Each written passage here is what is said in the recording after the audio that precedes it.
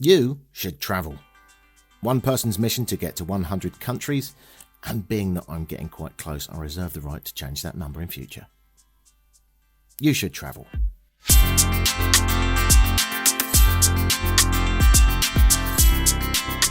Hello and welcome to a very surreal moment in my life as I sit here on the banks, the retreating banks, I hear, of the Dead Sea. But let's zoom out and tell you first of all where I am and what the fuck is going on. Hello and welcome to the banks of the Dead Sea in Jordan.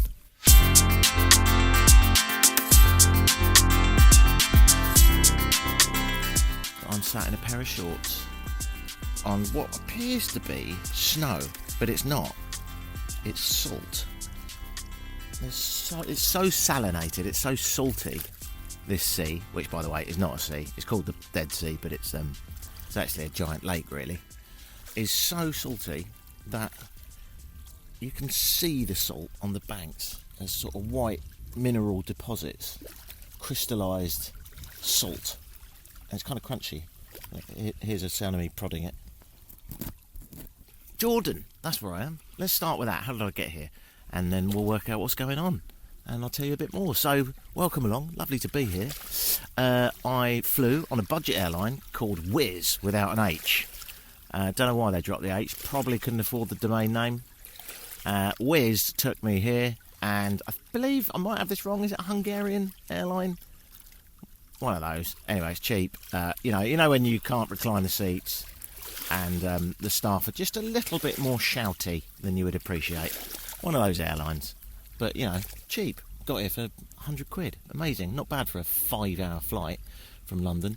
And here I am, £100 or $110 later, and I'm sat on the banks of the Dead Sea. Got off at the airport yesterday, got myself a rental car, drove past the capital, Amman, and came here. This is a land of 12 million people, although you certainly wouldn't think it looking at this barren view. Stayed in a beyond my class hotel, 5-star, with a buffet. This morning I had breakfast, they had a donut wall. It looked like a climbing wall for donuts. What's that about? It's easier to list what they didn't have than what they did have. Every conceivable type of egg, every conceivable type of everything really, apart from bacon. But you know what, they had beef bacon, and that was kind of nice, if you like leather. So, to rewind, arrived last night in an airport outside Amman, rented a car, drove here. Quick note on that, this is a public health message for Jordanian people. On most cars, nearly all, you'll find that on the corners of the cars there's some little orange things. These are called indicators, sometimes known in North America as signals. What these things do, Jordanians, is they actually let other drivers know what you are going to do. Yeah, actually before you do it. So, for example, imagine you're a bus and you're pulling in the middle of the night to get some passengers, and that involves crossing a few lanes of traffic and then stopping. Perhaps it would be a good idea to let someone behind you know that you're about to do that. How about that? That's where the indicators come in. Yep, they are available throughout the Middle East, but they're very much like your cognitive health. If you don't use them, you will lose them. You can communicate with other traffic without yelling out of the window in Arabic.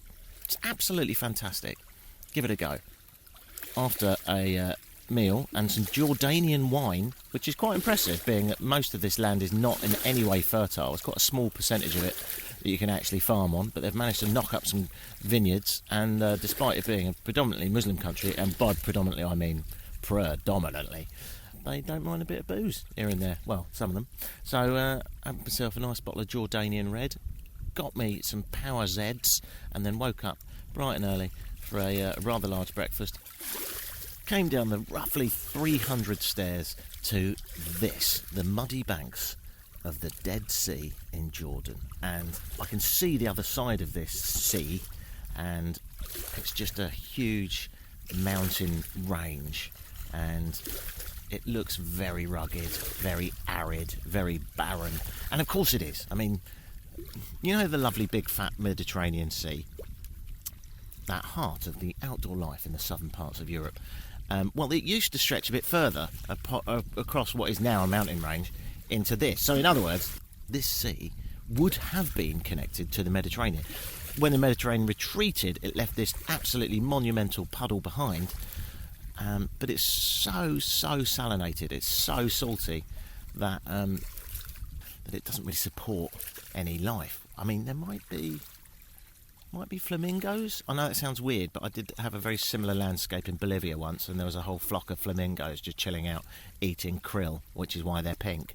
That one freaked me right out. So there might be some flamingos around here. You would think I'd probably notice if there was a flamingo.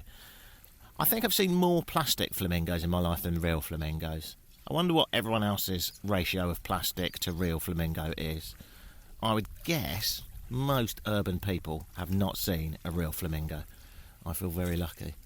Anyway, I don't know if there's any around here. I don't know if there's anything at all around here. There's just mud, salt and water, and it's big enough to have some little waves, as you can hear. But what's really interesting, and you may have heard this from other people that have been to this part of the world, is the Dead Sea, so called because, let's be honest, it does not support much life, is so salty that it has a completely different buoyancy to, well, normal, non-salty water. You might notice when you swim in a salt pool or in a very salty sea that it's slightly easier to swim in the sense that there's more buoyancy. This takes the piss. This is so salty that you float no matter where you are, and it's actually quite a weird experience. I've just done it. So you wade in, you get some very muddy feet, you go past some random German and Spanish tourists that are floating, taking photographs, and then you release and you let go, and your feet shoot up above the water. It's quite panicky at first because everything you've ever done in water does not relate to what's happening. So your feet are above the water and you can't really get them back down again unless you really sort of wrestle. And when you wrestle, you push through, and then of course you can stand up again. Then you try the same thing but on your belly, and your entire belly is, well, most of it at least, is above the water. It's such a bizarre experience, but it's such a cool experience. You could, in theory, sit on your arse, paddle out a little bit, use your hands and flap across this entire sea to what looks to be, on the other side of it, in the far distance, a dwelling of some description. Looks like a town there. I can see some little white houses poking through the morning mist. It's so beautiful. So here we go. I'm on the banks of the Dead Sea. I'm wearing an obnoxious pair of orange swimming shorts, and I'm already covered in salt from where I went in before, but let's do it again, and this time I'll talk my way through it. So imagine a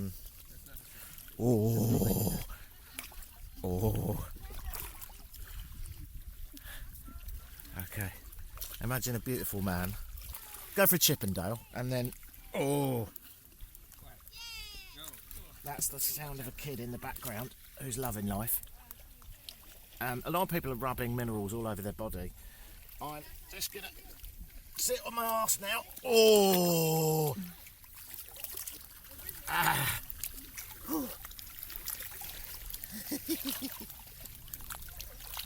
I just need to go a bit further. Oh! Okay. And that is floating. That is floating. So I can't get my legs down. I'll do a little flipper. Oh.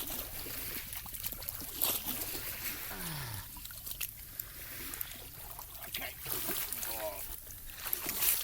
Right, so I'm coming back to you because I can't take the device in, because if I drop it then it'll be fucked, and it's because it's incredibly salty, as I think I may have mentioned. But that experience was lovely. That was me floating on my bum. One of the things I didn't expect is a salty ring piece. That's news to me. Just around the, how do we put this, gentleman's calamari, I have a sort of salty zinging experience, which isn't unpleasant, but it is, it's a bit of a morning livener. Very good. A lot of people come here and surround themselves with the mud before then jumping in. There's a man behind me with sort of the hallmarks of American football player, where he's smeared mud over his face in lines Looks like some sort of tribal warrior. I might go and beat him up just because I feel so bloody alive. But yeah, a lot of people come here and do that because there's lots of minerals within the mud. In fact, they say this is very, very good for your health. And I feel like it is. I feel like if you had some sort of open wound, fuck me, would you know about it? Because just the repressive nature of the amount of salt on me is even making my skin zing, particularly around where I've got a very minor sunburn. If you want agony, get yourself sunburnt on the shores for 4 to 5 hours, jump in here, and I reckon you might die. Reporting from the rather beautiful and oasis-like shores of the Dead Sea, surrounded by mountains and palm trees in the distance and a few luxury hotels and a few dad bods. I can only say I advise it. Feels good. If I lived here, I'd definitely be doing this every day.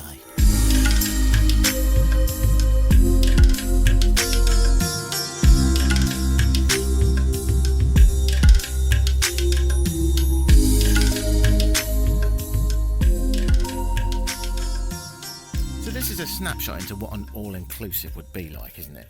In the sense that there's a buffet in the morning and there's a buffet in the evening, and all day you can just lounge around various different swimming pools doing whatever you want and jump in the sea if you need to. I mean, that's what most people do, isn't it, on these kind of holidays? And it's quite interesting to me because I never do these kinds of holidays, and I'll be leaving today anyway in a car to go and discover some more cool stuff. For example, Petra. I'm going to go there tomorrow. But it's nice to see how everyone else does it. It doesn't do it for me. I quite like this after some madness, you know what I mean? Just going into my room.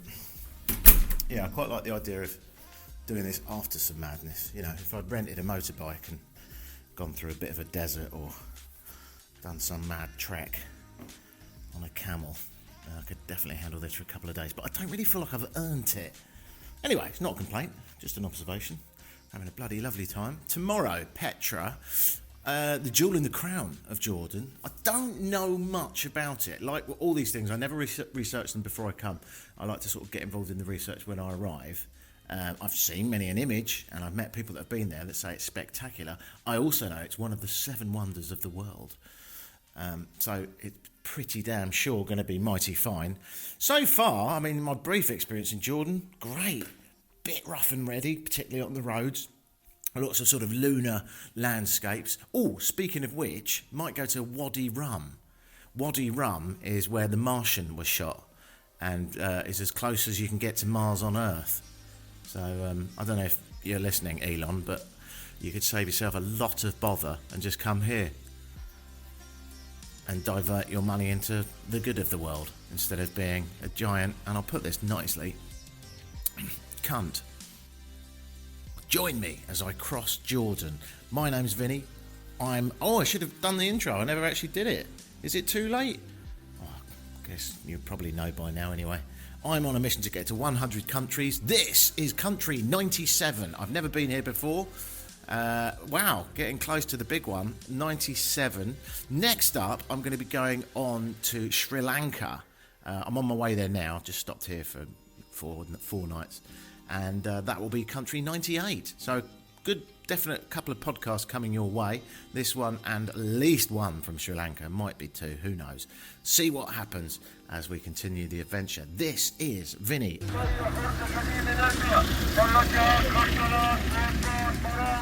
That's the scrap metal man.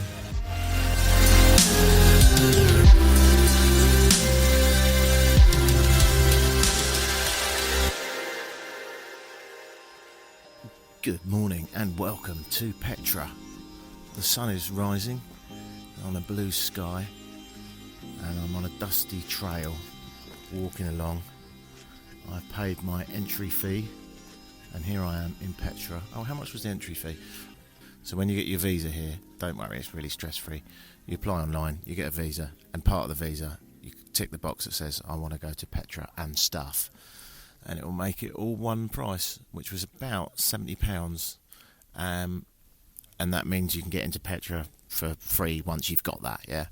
Anyway, that's the boring stuff. Let's get to it. I'm on this dusty track, and I'm a couple of Arabic-speaking folk around me, and oh my God, there's 100 tourists coming from behind me, so I better start walking. There's also a golf cart for the Americans.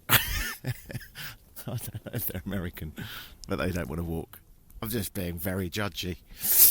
Jordan, where am I and what the hell's going on? Petra. Let's start where it all started. The Rift Valley in Africa. Right, we know we come from there because we found loads of bones, and the oldest bones in the world are from there, from Neanderthals and so on. Neanderthals died off, we turned into humans, Homo sapiens, and we grew up in various places, but it all started in the Rift Valley. The first civilization, i.e. people that weren't nomadic and decided, hang on, maybe we should hang out here for a while, was in Mesopotamia, which isn't a million miles away from here. And there was obviously a lot of civilizations in this part of the world, yeah, before we conquered the rest of planet Earth by every means known, apart from flight, of course. So, yeah, that's where I am. I'm in Petra. Now, Petra was a city. When you hear people go on about Petra in Jordan, what they're really going on about is a whole bunch of stuff that harks back to when this place was a buzzing civilization. Why isn't it now? Well, basically because there was a huge earthquake. We'll get to that. I'm being slightly stalked by a freewheeling golf cart. I'm just going to let it pass, but I do run the risk then of having 100 tourists behind me. Yeah. Being stalked by a golf cart, the most pathetic horror movie of all time. Right, just eavesdropped in and saved a few quid by occasionally dancing into other people's tours. That gentleman was saying that in front of us is a large tomb carved into the rock. The rock of the area looks a bit like what you might expect in Utah or Arizona, sort of orangey brown, large, sometimes table-like rocks. Absolutely massive. I'm talking, your average rock is probably, 7 to 10 times the height of me. And I'm at the beginning entrance, really, into Petra, the town that was Petra. It's not known exactly when it was built, Petra, but the city certainly began to prosper as the capital of the empire. The empire, by the way, forgive my pronunciation, was the Nabatean Empire, right? And these guys were knocking around about 100 years before old baby Jesus. So this would have been a bustling city. So let's go 2,200 years ago. We do know that by that point Petra was buzzing away and it was kicking off.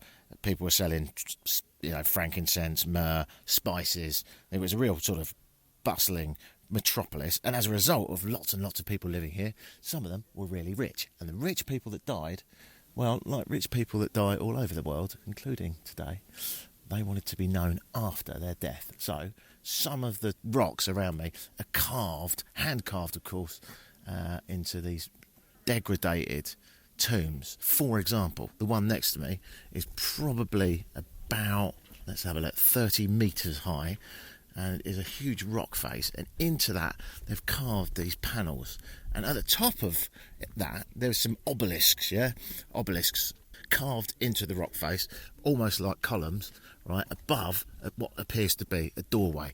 That doorway would have been the door to the tomb, and the obelisks represent, apparently, having just listened in on someone else's tour, the dead people that live there. A fella, his wife and his 2 kids, all buried in a hand-carved tomb, and clearly they did not want to be forgotten, and they still aren't. I don't know if they're still in there. I presume they're long gone. And around me I can also see some other tombs. Oh, I didn't know you could just walk up there. Oh, let's do that. I thought that was out of bounds. You can just walk straight off the main path and go and have a look at some of the carvings on the rocks. So, like a lot of places in the world, including Greece, they were having their own thing. Everything was going well. Then the Romans came along and said, "Can I have this?" That's what happened here as well. Petra was annexed to the Roman Empire, but it continued to thrive. It didn't stop it being a kicking place. And there it was, rumbling away, doing its thing. Lots of trade, now with, of course, everyone in the whole Roman Empire. And it was thriving away until an earthquake in 363, which destroyed much of the city and, just completely ruined everything, actually, because the earthquake, combined with the changes in some trade routes as well, but mostly just a mighty bastard of an earthquake, eventually led to the downfall of the city, and it was ultimately abandoned. Right, now, think about this. That's cool, yeah? But by the middle of the 7th century, Petra appears to be completely deserted, apart from some local lads on camels and horses, the Bedouin, right? And they would come rumbling through this area, looking after livestock, trying to do some basic farming, and then they'd rumble on in their nomadic Bedouin life, right? 1812, Swiss guy, Johannes Bruckhardt, might have got his name slightly wrong, but let's just call him Swiss Yo. Swiss Yo comes rumbling along and hears from these local Arab guys, Bedouin guys, that there's a lost city. He says, oh, come on then, I'll have some of that. Dressed up as an Arab, got on a horse, paid off the local Bedouin and said, come and show me it. 1812 is the year, and along comes this guy and finds a whole city carved out of rock. Rose red city, they call it, because the rock is often rose red. And he was kind of freaked out, as am I today, as is everyone that comes here, to learn that the Nabateans, the original people that carved this rock, decided it would be a good idea to not only make cities with temples, a theatre and various other things that I haven't actually seen yet, but we'll get to that soon, but also tombs, big rocks carved into the shape of tombs, and with flourishes and battered scripture that over the years has worn away from the wind. He found it and he said, fuck, this place is amazing. There is evidence to suggest that it actually dates back about 10,000 years. So, in conclusion, how old is it? Certainly a few hundred years BC. That's when at least these carvings were done. But there's evidence that people have been living around this area for 10,000 years. So if we go back 10,000 years, there may not have been these amazing, mighty carvings and the city structure that I'm about to witness, but there were still people knocking around. And in fairly recent history, by comparison, they've built these pretty mighty tombs, and what I'm about to witness, the rest of the city.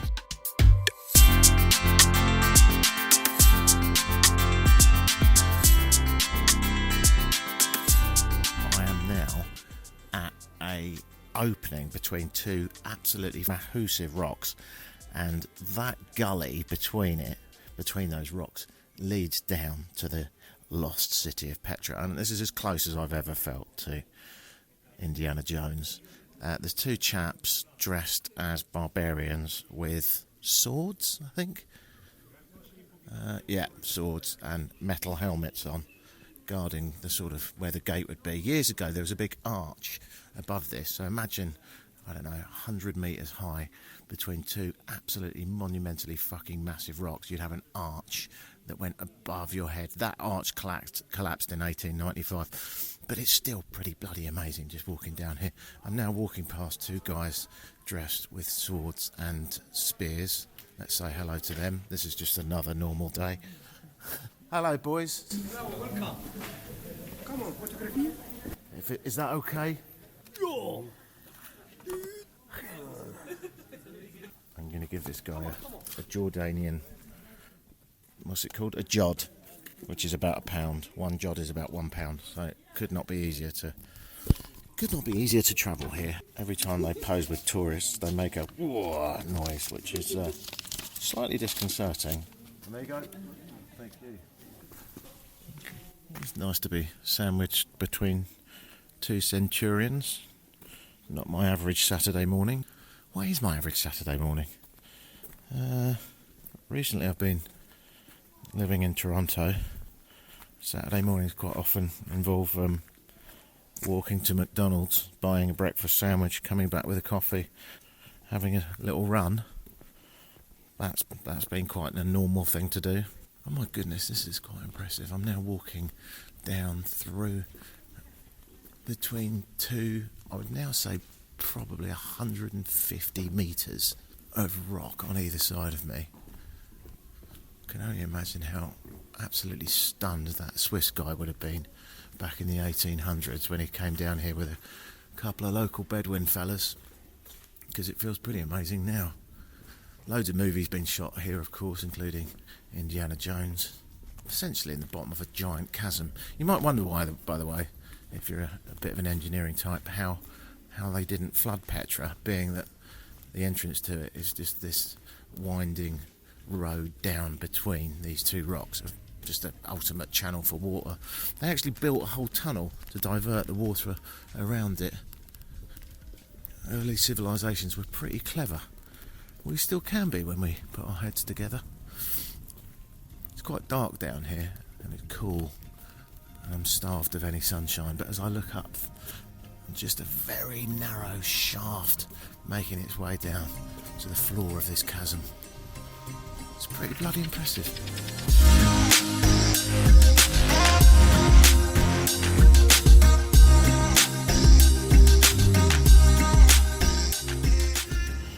Now about 3 or 4k since the beginning. I should mention, by the way, there's been nowhere else to go. There's just one path down, and there's no offshoots, which makes me now realise when there was an earthquake, no wonder it sealed this place off.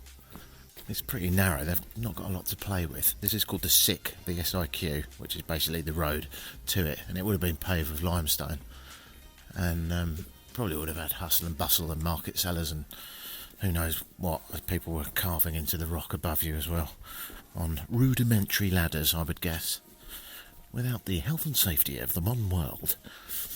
But I was just thinking, if there was an earthquake now, this would all be shut off and it would be fucking impossible to get through. No wonder they just gave up.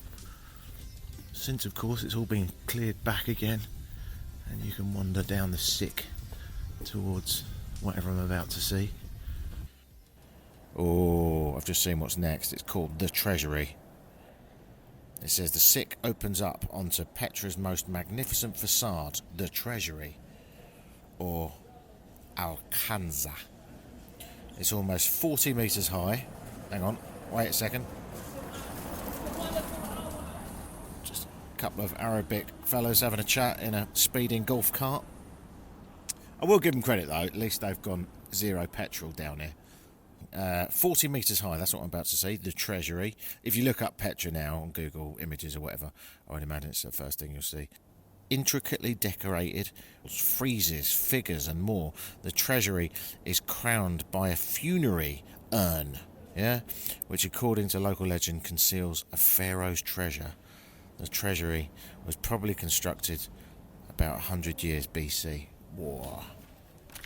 So let's go have a look. That's a carving into the rock, the jewel in the crown, the Treasury, the money shot of Petra from 2,200 years ago-ish. Holy fuck. Okay. The SIQ, the chasm between two giant rock faces, is opening up, and there's lots of light spilling in, and I can see ahead of me what appears to be a brand new, it's absolutely immaculate carving into the rock face. Hang on, I've got a couple of golf carts going on.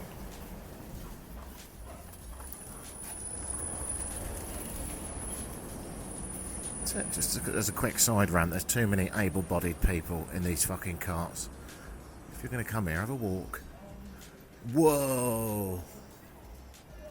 It looks so unbelievably new. Jesus! It's absolutely immaculate. It must have been recarved. Whoa. Okay, I think I'm going to have to stop the recording and take this in. Wow. I'm quite speechless, actually.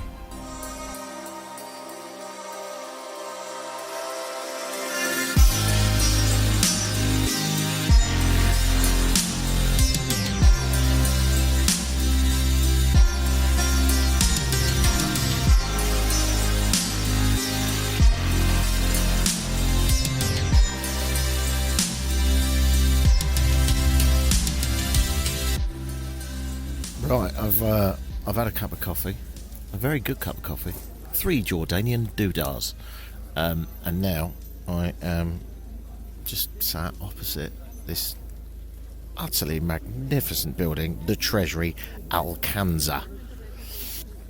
I am 20 metres away from it, and to see up the top, I have to crick my neck. I feel like this Treasury building's got the wrong name, really. It should be called the Calendar Building. These guys had it going on. The inscriptions represent the Nabatean calendar and numerical systems. The solar orientation is all part of it. It's constructed at 62-degree northeast angle, matching the summer solstice sunrise. So it could say, despite being a couple of thousand years after Stonehenge in England, this is kind of the same deal. It matches the summer solstice sunrise. It's essentially a giant calendar, and these guys had really mastered it, because this whole facade showcases 7 cups, although I can't work out where they are, but I think they've kind of eroded, but 7 cups symbolising the days of the week, 12 columns representing the months of the year, and 24 rings denoting the hours of the day. Amazing. So they'd absolutely mastered this, even before old Jesus popped up and started a religion. Actually, it wasn't really him that started a religion, was it? That kind of happened when they came out the old Bible 2.0. First one was a little bit, kill your kids if you need to. Second one, calmed it down a bit, a little bit more reasonable. Although not entirely reasonable. I suppose my big takeaway, though, is really, it's always amazing to me, no matter where you go in the world, you find people that had mastered and understood time and space way before what have become quite established religions were even here. Loads of pagan rituals all over the world have completely and utterly mastered time and space, and then we built what are fundamentally quite new religions, popular nonetheless, on the back of this stuff. 40,000 years we've had language and art, and for at least 40,000 years there's been religion. Some of them quite well documented, some of them folklore, oral traditions, so it's hard to know. But it's fair to say we've always wanted a bigger, deeper meaning. I'm looking at more and more carvings into stone. Fucking hell. Okay, that one is massive. Wow, this really is quite special, actually. I see why people come to Jordan. Peaceful country, no problems so far. Pretty damn good food. Not too expensive, easy enough to travel, easy enough to rent a car, and then you get to this. A whole world within rocks. There's a camel just knocking around, did not expect that. He's parked in the camel park, which is over by a rock face. He's actually literally tied to a rock face. That is mental. There's like a hole in the rock that's created a place that you can tie onto, and there's a camel tied to a rock. Weirdly, he's got loads of little birds around him. I'm going to go up and say hello. There go the birds. Here's the camel. Alright mate, how you doing? I don't really know what to talk to you about, but he's chewing, sort of chewing. Oh, I think the birds are eating his poo. That's a new one to me. They live in the rock faces. They're like little mini swallows, they're beautiful. And yep, one's chowing down on camel poo. Camel's not saying much. I've had this problem before on the podcast where I stopped in Cape Verde to interview a cow. It just doesn't make for very good audio. I don't know much about camels. I rode one once in India. It was a horrific experience. Hated it. Ooh, there's been a camel in here. Jesus. I've just gone into a rock face. Oh, it smells of quite strong of pee and poo. Oh, I guess that must be where he lives. God, think about that. You could come back as a camel that lives in Petra, inside a rock face. And during the day, you just sort of chew and look at tourists while birds feed on your poo. I don't know if that's what you'd want to come back as, but it's, the options are on the table if you're into reincarnation. Well, it's certainly opened up now, and there's absolutely loads of doorways, all carved into rock face, all the way around me. Some of these would have been temples, some of these would have been dwellings, Some of these would have been meeting places, yeah. And soon, I know from my little brochure pamphlet thing, that I'm also going to see an amphitheatre built by the Romans. Of course, the Romans came and took this place over, as they did so often. Oh, it really has opened out, and now there's these rock faces with quite detailed carvings into them. The best way I can describe it is if you've got the outside of a cathedral, like you might get anywhere in Europe, and pushed the entire cathedral into a rock face.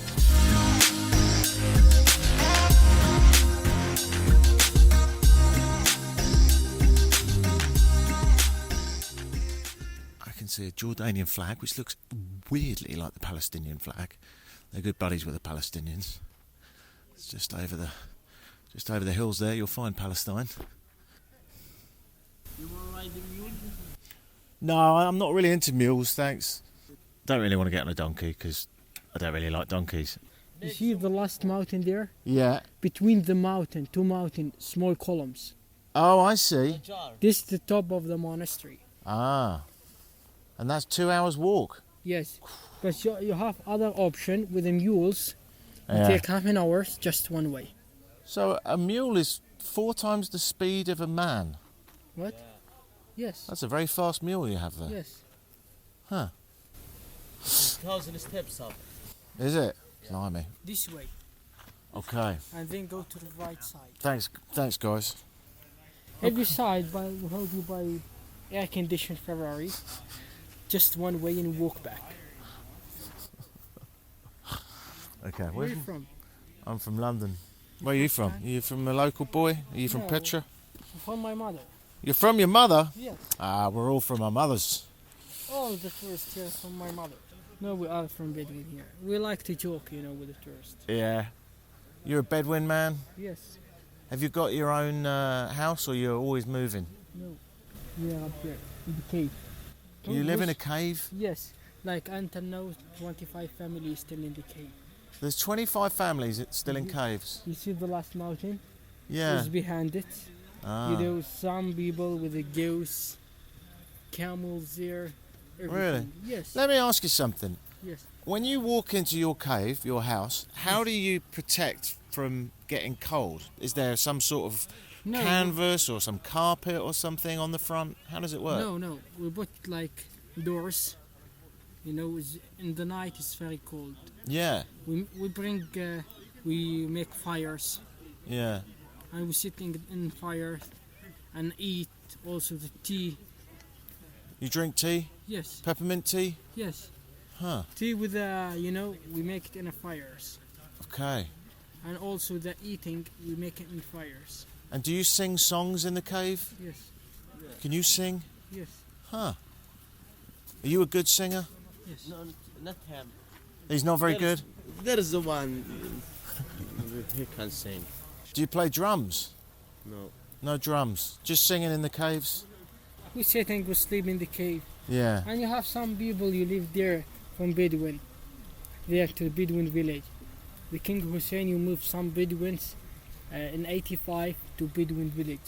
Oh, Yes. so now they don't move around. Not all the tourists This is the live cave there. from inside. Let's have a look. I'm seeing a video of a cave. Ah, it's gorgeous. Yeah. Got lovely carpets.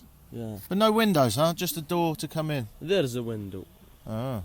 Desert From there. You will see the desert of Wadi Araba. You will see the border of Palestine. Oh, you Yeah. can see the border of Palestine from there. Yeah. Yes. Wow. You walk from the monastery like 15 minutes, you catch the view. Yeah. You catch all Wadi Araba, Palestine, many places you catch from there. Okay. So tell me, is everyone that's in the Bedouin caves, are they all religious people? Yes. Yeah. I see. By the way, the Bedouin is living behind this mountain, 15 minutes from here. I see. Yeah, it's 25 families still living here. That's great. Tomorrow, Family there. you will enjoy with the Bedouin there. Okay. Yeah. On a Maybe donkey. you want to sleep with a Bedouin there. I'd sleep in a cave. Yes. What's wrong with sleeping in a cave? I mean, you think about it, for most of human history, we slept in caves. It's money tourists to sleep in the cave. From the tourist here, you come, you sleep with the Bedouin. Yeah? Yes, you make dinners in the fires. What kind of dinner? Lamb? Yes, anything if you want from mansaf. We do mansaf in the fires. You sound like you have a good life. Yes. Huh. Enjoy your life. The life one time, not two times. Yeah, I agree with you, buddy. You only live once. It's good chatting to you. All right, brother. Thanks, man. Walked inside one of the many tombs built into the side of the mountain, and here, well, large rocky hill, shall we say, and here we can experiment with the echo. As I look out, I look across a ravine and some other etchings in the rock, and I can see the Jordanian flag flapping in the wind, and it's beautiful, so beautiful. Just remembered I can't sing. Oh yeah. Poor bastard outside selling tea and coffee, having to listen to tourists do this all day.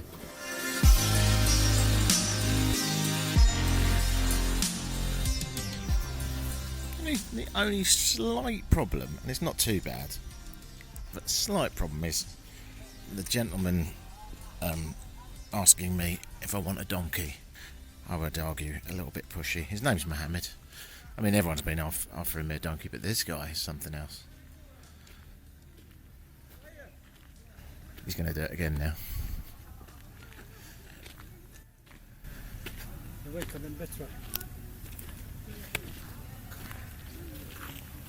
If you want to do it, I can help you back all the way up to the monastery later. If you want, maybe change your mind, I can help you. If you want to take a donkey, 20 minutes, it's more time. If you want to ride up, a little bit easy.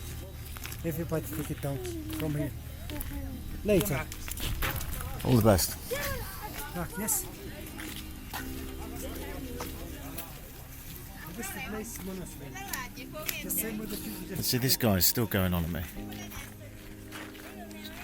I wouldn't say he's driving me nuts, but he's starting to piss me off. I don't know, it's hard, isn't it? You're a Bedouin guy, you live in a cave. You come to make your living every day, asking tourists if they want to hop on a donkey. And 99% of them say no. Welcome, my friend. When you ride the mule up to the monastery, don't worry, be happy.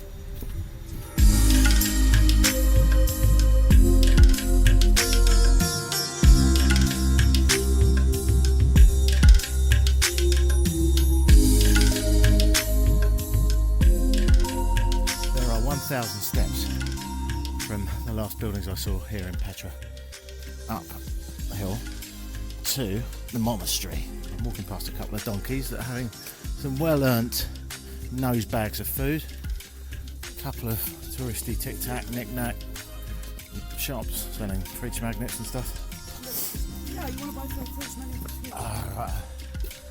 She's the fridge magnet queen. Quite a lot of hassle, but not like aggressive hassle, but everyone's like, hey, why don't you support my family business? I'll tell you why, because the bloke 200 metres down that way said the same thing, and if I supported every family business, I wouldn't be able to afford to fly home. But it's a beautiful chasm between rocks yet again, with 1,000 stairs up to one of the jewels in the crown, the monastery. The great entertainment on the way is watching people on donkeys. So I've been offered many donkey rides today. I was never tempted. And having looked at people on the back of donkeys, it looks horrific. I mean, first of all, the man that owns the donkey walks while you get on the donkey. They whip the donkey to a point of, I would say, animal cruelty. So now imagine you're on the back of a donkey, you feel a bit of a twat, your donkey's being beaten up, and there's a Jordanian fella behind you with a whip giving the donkey a good kicking. And then you've got to bear in mind that donkeys aren't actually that sure-footed. Well, they certainly don't feel it. All these rocks are sand covered, and I keep seeing donkey wheel spin. And if you want some comedy to break up the archaeology, I would highly recommend a little bit of fat American on the back of a donkey wheel spinning. The look of fear on their faces. You know when you cut yourself in the kitchen and it's quite deep and you think, oh my God, and that millisecond of realisation that you've just put a knife through your hand. It's a bit like that, a snapshot of that, but just drawn out over 1,000 stairs on a donkey. Absolutely fucking brilliant. Because I'm glad they're not enjoying it, because I'll tell you who else isn't enjoying it, the fucking donkey that's getting beaten up. So get off your fucking donkey, use your legs, get some exercise. I'd like to say have a beer at the end of it, but I haven't seen any fucking beer all day. Middle East is a bit of a problem for that, but never mind. I was clever enough to bring a bottle of whiskey duty free, so I'll be having a bloody good go on that later. Every now and then you also get a lone donkey just finding his own way down. Here's one now. He's kind of blocking the entire stairway. Foraging for fuck all. You're not going to find anything here, mate. See, he's slipping. How you doing? I'd like to apologise on behalf of humanity that your owner thinks it's okay to whip you. Okay, it's getting a bit intense now. We're having a face-off. Is there any way I could pass? Because you are sort of taking up the whole stairs. I'll just go around the side of you. Yeah, you stay there. Okay, there we are, look. Good. Yeah, not going to lie, I was intimidated by a donkey. I never said I was butch. There's a Spanish fella there, I'd say he's about 70. He's got a walking stick. He's doing it. After 1,000 wonky stone steps, I found the monastery. Yet another mind-blowing rock face with intricate carvings of pillars, figures and windows. But I think you get the idea now, so let's go to the pub. Yes, indeed, after that it was time for a beer. In a bar that used to be a large tomb. A very, very old large tomb. If Lara Croft was a publican, she'd be pulling pints in here. The place is more 2,000 years ago. Is it an Nabatean tomb? It's original cave, really cave. Oh my goodness. I'm having a beer You in... see that a small rooms? Yeah. That is a tomb. Wow. Yes. So I'm having a pint in a pub that is 2,100 years old. That's an old pub. Yes. Well, it's an old And tomb. the bar is in 1978, 79. Ah. That is really the old bar in all the world. Yeah. Yeah. Well, thank you. I'm finishing the day knackered. I've walked 13 kilometres and I'm now in a bar that used to be a tomb. He's just told me it's 2,100 years old. It might be the oldest bar in the world. And it's got free nuts. It used to be a tomb. You can sit where dead bodies used to be. Have a pint. And so I did. Lovely experience. After a few beers, though, I did feel like I might be somewhere in the plot of Scooby-Doo. Time to move on. After Petra, I went on to a place called Wadi Rum. To drive south for about, I can't remember, about 2 hours, I think. I was stopping quite a lot for random cups of coffee and looking at Bedouin tents in the middle of the desert. But, yeah, a whole bunch of fuck all, which actually I have to say is the general theme for Jordan. Great place. Never seen so much fuck all in my life. You know, like if you're driving through, I don't know, let's just say England, in the fuck all bit, there's always something, even though there's fuck all. Fuck all in England is fields and the occasional barn and the occasional wood, the occasional pub and the occasional village. It's quite hard to get fuck all until you get to, you know, the Scottish Highlands. Whereas here in Jordan, there's just a whole bunch of fuck all. And when I say fuck all, I really mean fuck all. I mean very, very small rocks and an endless view of brown rocky nothingness. It's amazing in its nothingness, you know? So you'll drive down to Wadi Rum and you'll see a whole bunch of fuck all. And then when you get to Wadi Rum, you could argue that Wadi Rum is kind of fuck all. I mean, it's just massive rocks and great expanses, great for stargazing. And I didn't do this because I didn't have time, but if I came again, or when I come again, I would go back down to Wadi Rum and I would spend a night in one of those little, you ever seen those sort of glamping cocoons, you know the ones, sort of like almost looks like a pod, yeah, lots of hexagons stuck together in a sort of space age way to make a dwelling for the night. You can stay in one of them and gaze up at the stars and sit around a fire and hang out with some Bedouin people and all that kind of stuff. Unfortunately, didn't get time to do that, but I did get time to go on a train. Yes, yesterday, drove down to Wadi Rum, had a chicken dinner in a very simple restaurant, and then went to train station. And the Jordan Pass, the thing you get when you get your visa, okay, sounds complicated, it's not. The thing you get when you just apply to come to Jordan, they give you this Jordan Pass, and that allows for you to do lots of things, including entry to Petra and this Wadi Rum train thing. So I went down there, went to a train station in the middle of nowhere, quite a few tourists coming around. In the far distance, you'll get these sort of sandstone giant rocks, a bit like Utah or Arizona. You'll look at these sort of bizarre rock formations, sort of a mild mist of red over the desert.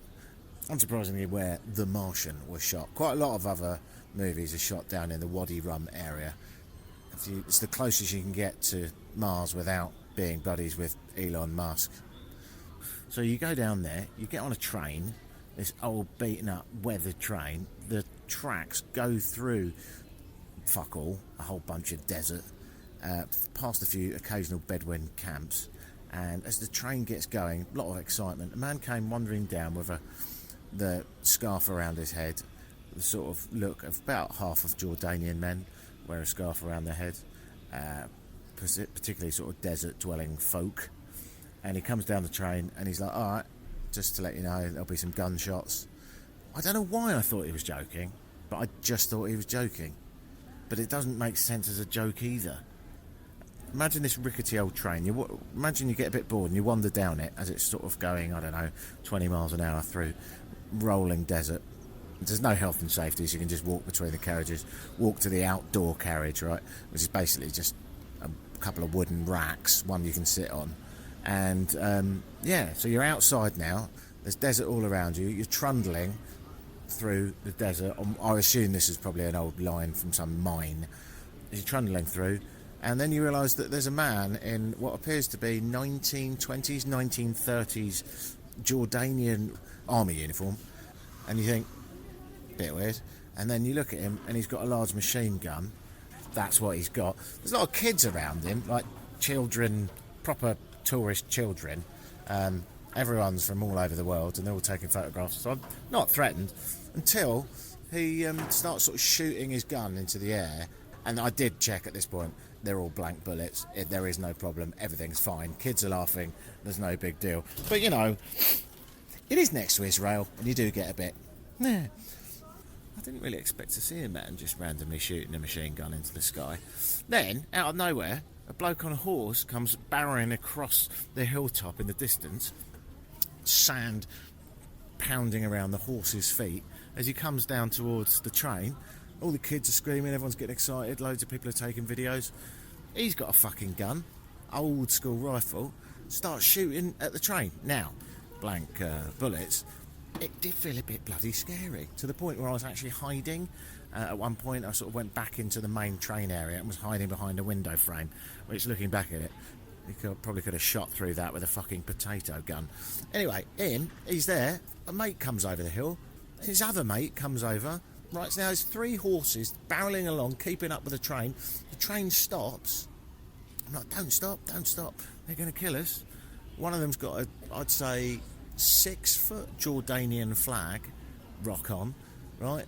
And then they come on the train and took 2 children as hostages. Again, we are next to Israel. It's a bit weird, but I was like, okay, the kids are laughing, that's all right. Took them, and then by this point, a sort of 1930s, I think it was actually quite a new vehicle, but it was disguised as a 1930s vehicle with big wheel arches and stuff like that, was there. Hang on, I'm in the airport. I'll just keep going. So I was like, what's my life now then? And he's driving along in the desert, sort of old school 4x4, pulls up next to the train. Kids are taken hostage, that's normal. And then, they get released back to the train, and there's lots of smiles and lots of photographs and hugs, and everyone just gets on with their life. And then the next thing you know, the train trundles off down through Wadi Rum, overlooking these sort of lunar landscapes, Martian landscapes, and then it just drops you off at a station in the middle of nowhere. And at that point, some 4x4s rock up with sort of benches on the back. Get off the train, get on the 4x4, freeze your tits off because the sun's going down and it's getting cold, and you're being hammered by the wind, and then that drops you back off at the original station where your car's parked, and you just go on with your life. Just drive out of Wadi Rum like nothing happened. You're sort of driving down the highway, what they call the desert highway. The desert highway goes the whole north-south of Jordan, from Amman in the north to the very south, and you're heading back to Amman thinking, today hasn't been normal, has it? A couple of hours ago I was on a train through a Martian lunar landscape as men came over the brow of a hill shooting me with an old school shotgun. Lovely, that's what travel's all about. Here I am in Amman airport back now. I camped in the middle of nowhere last night. Well, I say I camped, that makes me sound brazen and adventurous. I stayed in a hotel not that far off the desert highway. I didn't know anything about it, but I did find out when I got there that the most hospitable man ever. Unbelievable. I have to say, Jordanians in general, really big on hospitality. I think it dates back to those Bedouin roots and the fact that it can be quite an abrasive country, extreme hot, extreme cold, not that easy to survive here, I would imagine, in the early days of the country. But yeah, he was so nice, and he told me, sorry about the noise, and he told me that I was in the highest hotel in Jordan, which I didn't realise, but that would explain why it was so cold. And yeah, it was great. It was lovely. Made me a nice cup of mint tea. Had a chat with him. He was big on hospitality. He said, isn't the world a bad place? We all need to be brothers. And I was like, yeah, that's nice. And then this morning I woke up really early because I had to leave early, and he was there. He made me a cup of coffee and he said, can I have a hug? And I said, absolutely. We had a little hug and off I went, and everything was great until I realised I left my fucking speaker behind. Fuck. Not really the point I'm making. Great hospitality, really good people, very lovely country. I wish I could see a bit more of it. I wish I could spend a bit more time. I didn't even get into Amman. I didn't spend any time in any cities. But it's only a fleeting trip. Basically, I'm on my way to, where am I going? Sri Lanka. And this was the cheapest way to come was through Jordan. And I was like, well, if I'm doing that, I'll definitely have a few days. So I think I've done 4 nights. It's not nearly enough. My big takeaways, whole bunch of fuck all, extraordinarily happy people who are very hospitable. I really haven't chowed down on that point enough, actually. They've been amazing. Everywhere I've been, they've just been so kind and friendly. Like last night I went to a restaurant, and even though it was quite early actually, they said, oh, we're kind of closed, but come in anyway. And I was like, oh, okay, it's only 6:30. And they're like, yeah, no, it doesn't matter, we'll open, we'll just hang out with you. And I was like, all right, I suppose food's out of the question. He goes, well, we've got some chicken. And I was like, I'd love some chicken. He fucking got in his car, crossed town and went to some fast food place, because he came back, had a chicken kebab and chips in a box. I said, do you want that? I was like, yeah, be nice. Amazing. Didn't have to do that. I don't know if he made any money on it. Probably not. Might have made a couple of dinars, maybe a couple of quid. So, yeah, really good country. I'm going to have to go now because I'm going to have to get on this plane.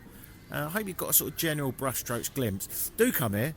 It's really, really, really safe. I think the Middle East gets a bad rap, sometimes for good reason. Not this country. Really safe, really friendly, really easy to travel. Never felt threatened at all. Food's good as well. I'm not massively into this part of the world, the food, but I do like a bit of hummus. I do like a bit of tzatziki. Lots of chicken. Not a lot of fish. Yeah, I'm probably... May we have your attention, please? Yeah, you can. Passengers And for that reason, I'm going to leave you. Oh, that's where I'm going. Sharjah. I'll go via Sharjah. Are requested to board the aircraft at gate Alright, keep your knickers on. I'm on my way. Alright, enjoy yourself. Big love. Thanks for listening.